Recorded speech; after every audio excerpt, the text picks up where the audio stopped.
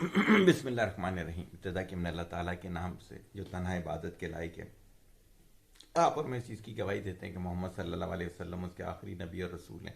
آپ اور میں اس چیز پہ بھی کمیٹڈ ہیں کہ علم کا ماخذ قرآن مجید اور اس تک پہنچنے کا رستہ میرے نبی کی سنت. الحمدللہ اللہ تعالیٰ کا احسان ہے کہ اللہ تعالیٰ نے 26 روزوں کی سحری ہمیں نصیب کی.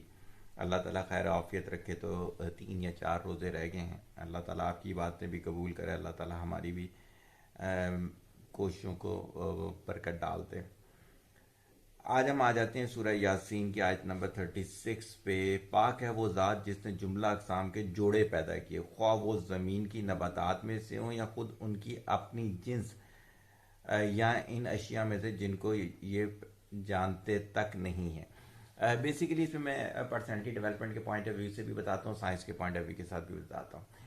کائنات میں جتنی بھی چیزیں ہیں وہ جوڑوں کی شکل میں ہی ہیں. پہلے سوچا جاتا تھا الیکٹران پروٹون اور یہ سب نہیں ہے، تو اب یہ ہو چکا ہے یہ بھی وہ ہیں پیر کی فارم میں. پھر پتہ چلا کہ جو کوارکس ہوتے ہیں جو کہ نیوکلیس کے اندر ہوتے ہیں ان کا پیر نہیں ہوگا، پھر پتہ چلا ان کا بھی پیر موجود ہے.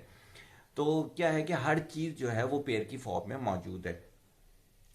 اب یہاں پر میں ہر کسی کو یہ کہتا ہوں کہ اگر آپ کی زندگی میں کوئی بھی پرابلم ہے، اس آیت کی وجہ سے میں یہ کہہ رہا ہوں کہ اس کا سولوشن بھی ہوگا. یہ ہو ہی نہیں سکتا کہ کوئی بھی دنیا کا پرابلم یا دنیا کی کوئی بھی بیماری، ایون چلیں پرابلم سے ایک ہٹ کے میں نے ایک اور چیز بتا دی، کوئی بھی بیماری بغیر علاج کے بنی ہو. میں مان ہی نہیں سکتا. اس آیت کا مطلب ہی ہے کوئی بھی چیز جو ہے وہ ایسی نہیں ہے کہ جو کہ جوڑے کی حالت میں نہ ہو. صحیح ہوگی بات. تو یہ بہترین آیت ہے. اگر آپ اس کو سمجھیں اور اس کو استعمال کریں اپنی چیزوں میں تو بہت ساری پریشانیاں ختم ہوں گی. کوئی پرابلم آپ کو ہوتا ہے تو فوراً سوچیں کہ اس کا سولوشن اللہ تعالیٰ نے کیا رکھا ہوگا. انفرادی ہوتا ہے، کوئی ڈپریشن ہوتا ہے تو آپ سوچیں اس کا سولوشن اللہ تعالیٰ نے کیا رکھا ہوگا، اور لازمن رکھا ہوگا. جیسے کہا جاتا ہے نا کوئی بھی لاک جو ہے بغیر چابی کے نہیں بنتا. صحیح ہوگی. ہر لاک کے ساتھ اس کی چابی بن جاتی ہے. اسی طرح ہر پرابلم کے ساتھ سولوشن ہو جاتا ہے، ہر بیماری کے ساتھ اس کا علاج موجود ہوتا ہے. اچھا، اسی کے ساتھ کچھ آیات ہیں جو کافی عرصے سے سوچ رہا تھا کہ ان آیات کو بھی میں سمجھا دوں آپ کو. تو وہ یہ ہے کہ انسان کی خصوصیات قرآن کے اندر بتائی گئی کہ وہ مخلوق ہے، خالق نہیں ہے. وہ کبھی اپنے آپ کو خالق نہ سمجھے، وہ یہ چیز سمجھے کہ وہ مخلوق ہے. ضعیف ہے یعنی کہ ڈپینڈنٹ اللہ تعالیٰ پہ. ہر چیز، 2 ہاتھ ہیں، تیسرا ہاتھ نہیں ہے. صحیح ہوگی. دیوار سے آگے نہیں دیکھ سکتا جب تک رب نہ چاہے. اجلول ہے، جلد باز ہے، ہر کام کو جلدی کرنا چاہتا ہے. ظالم اور جہل ہے. بیسیکلی ظلم کہتے ہیں کہ ہر چیز کو اپنی جگہ پہ نہ رکھنا. صحیح ہوگی. تو وہ ایسا ہے. بہت جلد مایوس اور ناشکرا ہے. اللہ تعالیٰ کی نعمتوں کو کتنا زیادہ ناشکرا اپن کرتا ہے. جی کا کچا ہے، ذرا سی تکلیف میں گھبرا اٹھنے والا ہے. ناز و نعمت میں اپنے پر نازا ہے. سورہ الق، سورہ نساء، سورہ انبیاء، سورہ احزاب، سورہ ہود، سورہ معارج، سورہ بنی اسرائیل کی میں نے آیات آپ کے سامنے میں بتائیں. یہ کیا مطلب ہے؟ دیکھیں یہ تو اللہ تعالیٰ نے یہ بتا دیا نا کہ یہ ایک انسان میں خصوصیات ہیں. صحیح ہوگی. اب کرنا کیا ہے؟ اب کرنا یہ ہے کہ ہمیں ایک تو یہ کہ ان کو مان لینا ہے، پھر یہ کہ ان کو کوپ اپ کیسے کرنا ہے. یقیناً اللہ تعالیٰ ہی نے اس کے اندر یہ چیز بتا دی. مایوس اور ناشکرہ ہے، الٹ کر دو، شکر ادا کرنا شروع کر دو، اللہ کی نعمتوں کی طرف نگاہ ڈالنا شروع کر دو. جی کا کچا ہے، جلد باز ہے، نہیں صبر اور شکر کے ساتھ کام کرو، انتظار کرو، جب اللہ کی طرف سے حکم آئے گا تب کام کر لیں گے. کوئی ایسی ٹینشن والی بات نہیں ہے. ضعیف ہے، بالکل مان لو بھائی. میں اس چیز کو مانتا ہوں. ایک دور تھا میں 13 کمروں میں اکیلا پڑھایا کرتا تھا. آج میں نہیں پڑھا سکتا، کوئی ایسی بات نہیں ہے. میں نے مان لیا. میں نے لکھنے اور کنسلٹنسی پہ فوکس کیا.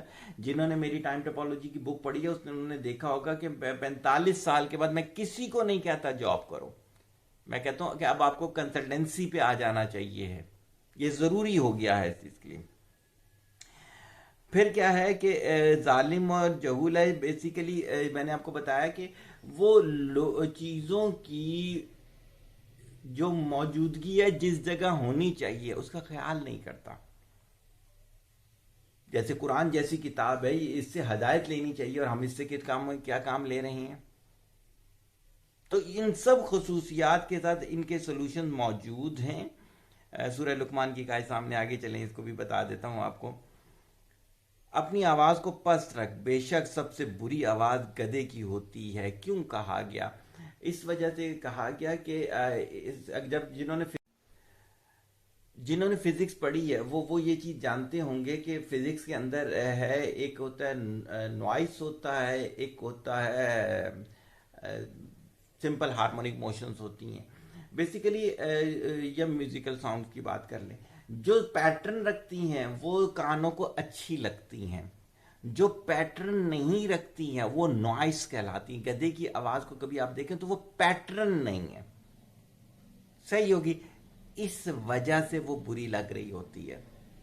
تو جب آپ کسی کے ساتھ بات کر رہے ہوں، چاہے وہ آپ اسرٹیو وے میں بات کرنا چاہیں، انگریشن میں بات کرنا چاہیں، پیسو وے میں کرنا چاہیں، دیکھیں کہ آپ کی آواز اسے بری تو نہیں لگ رہی، آپ کا انداز اسے برا تو نہیں لگ رہا۔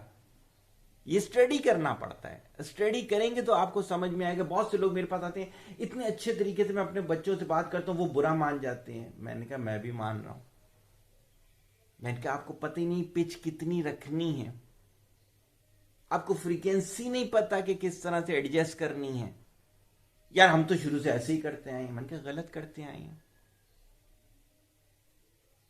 یہ جو آیت ہے کہ سب سے بری آواز گدھے کی آواز ہے، یہ سمجھنے والی ہے کہ کمیونیکیشن کیسے کی جاتی ہے، اپنی آواز کو کس درجے تک اوپر لے کے جانا ہے، کس درجے نیچے رکھنا ہے، کس طرح سے پیش کرنا ہے۔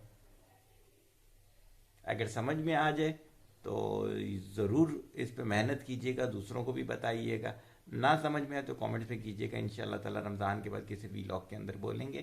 اچھا یہ چیز یاد رکھیں، بہت سارے نیچے کامنٹس ایسے آئے ہیں کہ جن پہ وی لاگ کرنا ہے، انہوں نے وہ رمضان سے موضوعات نہیں جڑے ہوئے، تو اس وجہ سے ان کو میں ابھی نہیں لے رہا۔ رمضان کے بعد انشاءاللہ تعالی دوبارہ کوشش کریں گے ڈیلی والی جو ہیبٹ ہے اسے اپنانے کی، تو انشاءاللہ تعالی اس میں اس کو کور کر لیں گے۔ دعا میں یاد رکھیں، طالب دعا محتاج دعا۔ السلام علیکم۔